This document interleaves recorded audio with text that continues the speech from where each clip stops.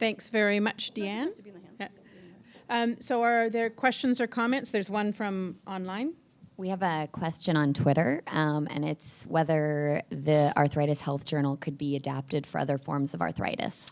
So, you know, we had a fairly small grant to develop this, so we like to go at things little bits at a time. There's lots on our future agenda. So first we developed it for rheumatoid arthritis, but once we develop it for rheumatoid arthritis, we definitely have an interest in taking this and then adapting it to other diseases. The reason for now it has to be only for RA is that some of the components won't need changing, but the disease activity tool has been validated in rheumatoid arthritis and has not been validated in other forms of arthritis. So we don't want people using a tool that's not adapted to their disease and then, you know, making treatment decisions based on something that's not valid for their disease. When do you anticipate it might be available for others to use? Good question. That's always the question we get. So, I mean, we're hoping to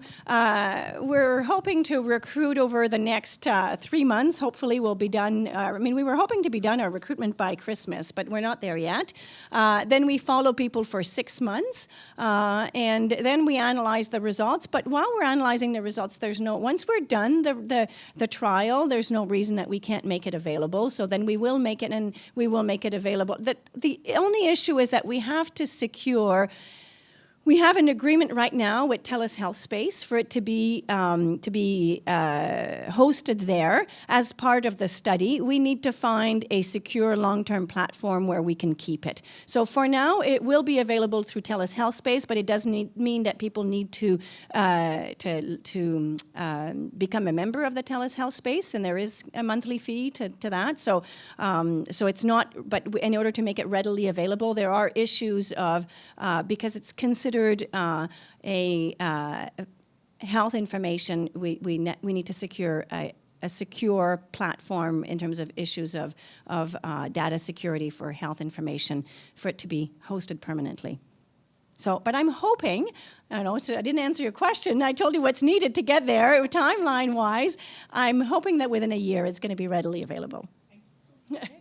And then this will be our last question at this time.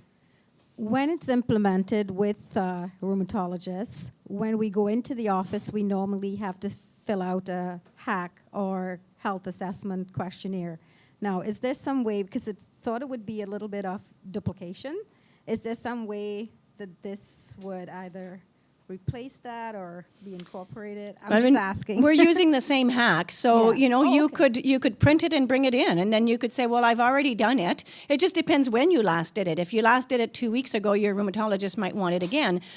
So if you do it just before you go in, you might be able to say, here, I've already done my hack. Thank you. Great. Please join me in thanking Dr. Lacaille.